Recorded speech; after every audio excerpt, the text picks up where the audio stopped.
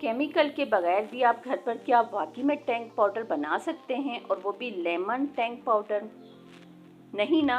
तो आज मैं जो आपसे शेयर करने जा रही हूँ उसमें बहुत ही आसानी के साथ आप घर पर बैठे हुए लेमन टैंक पाउडर घर पर बना सकते हैं, 2 मुख्तलिफ कलर के साथ। अब किस तरह से बनाया जाएगा, इसमें क्या क्या इस्तेमाल होगा, इसके लिए तो आपको पूरी वीडियो को एंड तक देखना पड़ेगा। आइए आपका ज़्यादा टाइम नहीं लेते, हम लेमन टैंक पाउडर को बनाना शुरू करते हैं। बिस्मिल्लाहिर्रहमानिर्रहीम, अस्सलाम वालेकुम। यहाँ पर थोड़ी सी वीडियो स्किप हो चुकी है मुझसे, लेकिन यहाँ मैंने 300 रुपये के फ्रेश लेमन मंगवा के उनका मैंने जूस निकाल लिया है।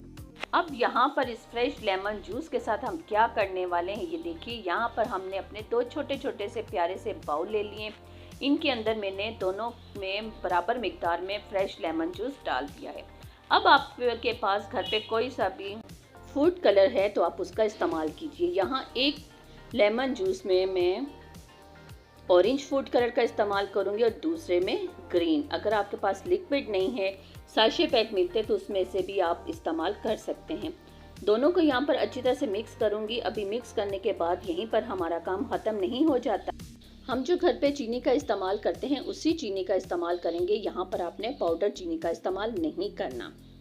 चीनी का इस्तेमाल किस तरह से करना है ये मैं आपको बता देती हूँ। अगर आपके पास lemon fresh juice 1 tablespoon है तो आपने उसको जो चीनी का इस्तेमाल करना है वो 3 टेबल स्पून करना है।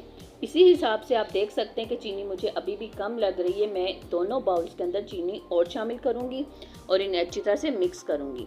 मिक्स करने के बाद हम इसे किसी प्लेट में डालकर सुखाएंगे। अब सुखाना किस तरह से, ये ना हो कि आप कहें धूप अच्छी खासी निकल रही है, हम इसको धूप के नीचे रखते हैं और फ़ौरन से ये सूख जाएगी। नहीं, ये काम आपने नहीं करना, क्योंकि इस तरह से इस पाउडर की जो रंगत है वो ख़राब हो जाएगी। आपने इसे मेरी तरह पंखे के नीचे रखकर सुखाना है। यहाँ देखिए ये सूख चुकी है। अब हम इसको पाउडर फॉर्म में लेकर आते हैं। दोनों कलर अच्छी तरह से सूख चुके हैं। थोड़ी थोड़ी सी नमी है तो मैं इसके लिए ये करूँगी, थोड़ी सी चीनी का और इस्तेमाल करके इनका फाइनली पाउडर बना लूँगी। थोड़ा सा चीनी इस्तेमाल करने के बाद आप देख सकते हैं अल्हम्दुलिल्लाह से दोनों पाउडर हमारे रेडी हो चुके हैं। अब इन्हें गिलास में डालकर भी आपसे सर्व करते हैं कि एक गिलास में आप अपने टेस्ट के हिसाब से कितने टेबल स्पून डाल सकते हैं। अब हम गिलास में पानी डालते हैं। आप चाहें तो गिलास में कोल्ड ड्रिंक का इस्तेमाल भी कर सकते हैं, लेकिन मैं यहाँ पर अभी फ़िलहाल आपको पानी का इस्तेमाल बता रही हूँ।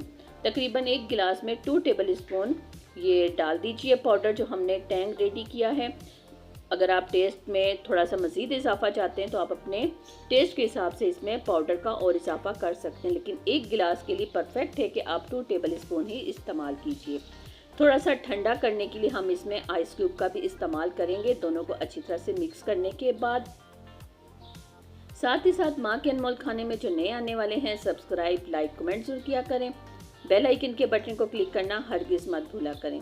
इस तरह से हर नए आने वाली वीडियो का नोटिफिकेशन सबसे पहले आप तक पहुंचेगा।